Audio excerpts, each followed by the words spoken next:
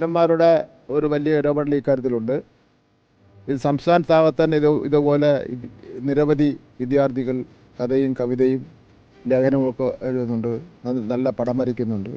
അപ്പം അതുകൊണ്ട് തന്നെ സംസ്ഥാനത്തെ മുഴുവൻ ഇത്തരത്തിൽ ഏർപ്പെട്ടിട്ടുള്ള കുട്ടികളെയും പങ്കെടുപ്പിച്ചുകൊണ്ടും അവരുടെ കലാസൃഷ്ടികളെയും അതേപോലെ തന്നെ അവരുടെ എഴുത്തുകളും പ്രദർശിപ്പിച്ചുകൊണ്ടും ഒരു എക്സിബിഷനും അതേപോലെ തന്നെ ഒരു 2 ദിവസം നീണ്ടു നിൽക്കുന്ന ക്യാമ്പും ഓണപ്പരീക്ഷ കഴിഞ്ഞ ഉടനെ തന്നെ സംഘടിപ്പിക്കാൻ വേണ്ടി തീരുമാനിച്ചിട്ടുണ്ട്.